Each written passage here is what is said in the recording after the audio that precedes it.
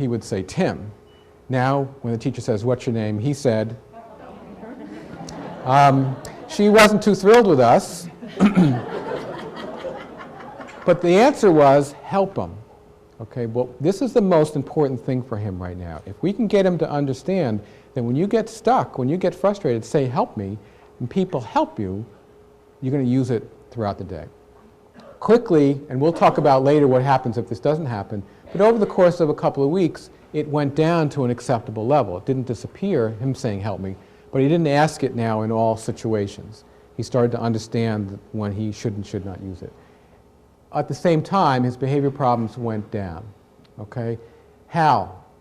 What we taught him was, one of the difficult situations for him was when people would ask him a question and he didn't know the answer to it. So you'd ask him, where do you live? He didn't know how to answer the question, and he'd start to slap himself. So we taught him to say, I don't understand, okay, which made more sense than help me. Okay, so if somebody asks you a question, you don't know the answer to it, say, I don't understand. That's what we do. We say, I don't understand. Someone either repeats the question or simplifies it or whatever. When we taught him to do that, behavior problems go down. For Ben, we taught him to say, help me, like we had with Tim, because he got frustrated in situations. We also taught him to get attention from the teacher, because a lot of his behavior problems were attention getting. The way we did that was we set up in a group, kind of a circle session. We had someone sit behind him, so in a group session, he wouldn't have one-to-one attention. So what we taught him was, when you're in a group and you want attention, basically we prompt him to raise his hand, and then we taught him to say something that would get attention. Now, this is important. What would you say to a teacher to get attention that would work and that wouldn't be annoying? Okay, because if you go like this, teacher, teacher, teacher, teacher, teacher, all day long, that's annoying. Teachers don't like that. That would become a behavior problem. So what we did was went into a regular class, and he was in about third grade. We went to a third grade class and looked around and said, what do good kids do to get a teacher's attention? Good kids get teachers' attention, but they don't do it by going, come here, come here, come here. They do it by things like, teacher, is this right? Or am I getting this right, or could you help me?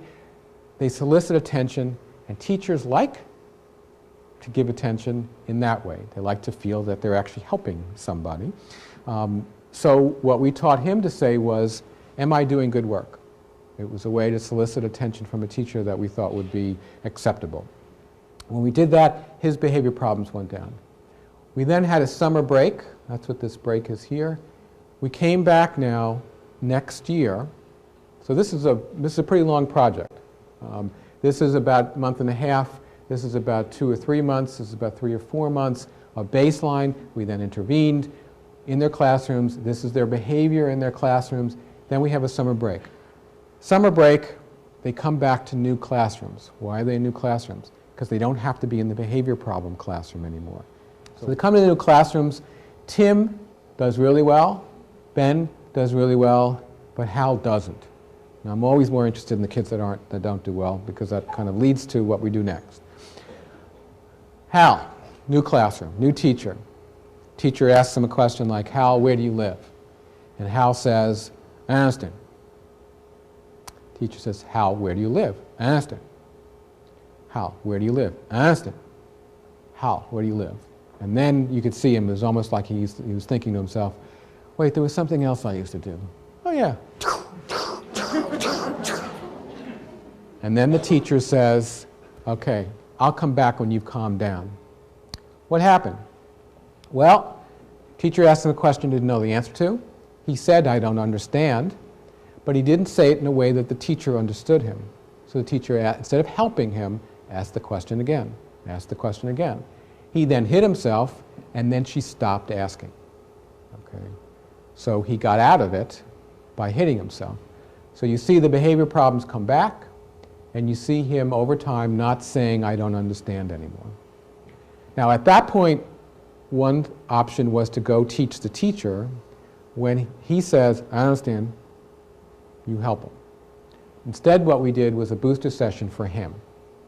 We got him to articulate it more clearly, got him to slow it down, say, I don't understand. Comes back to the classroom, teacher's there, sitting there, I was in the room. She sits down with him, asks him a question like, where do you live? He says, I don't understand. And the teacher goes, oh my goodness. Turns to me, she goes, is that what he's been trying to tell me? I thought he was just perseverating. Is that what he's been trying to tell me? And my answer was, in the best Columbo I could think of, I don't know. She turns back to him and says, you live at 71 Smith Street. Where do you live? 71 Smith Street. Good. We didn't have to teach her how to be a good teacher. She was already a good teacher. He had to communicate clearly. Once he could communicate clearly, she knew what to do. The intervention wasn't time out, it wasn't hitting him, it wasn't reprimanding him, it was helping him when he says, I don't understand. He says, I don't understand. She responds, his behavior problems come back down.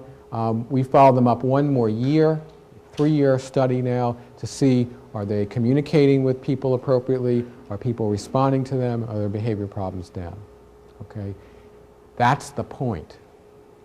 I can come up with an intervention that'll work with you, but it won't work with the next person.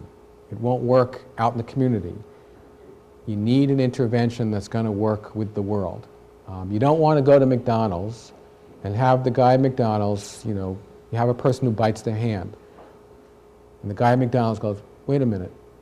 Operational definition of a hand bite is any time the teeth touch the back of the hand, that's a hand bite.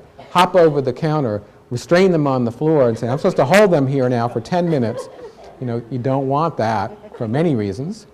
It's not going to happen. But the guy at McDonald's will know, if I hold out my hand and say, help me with my change, they'll know how to do that.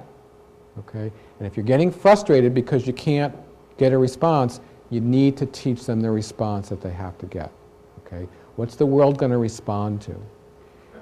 So what we're shooting for is an intervention that not just works in the traditional sense, but works over time and works with people who are not specifically trained. Okay? That's the point.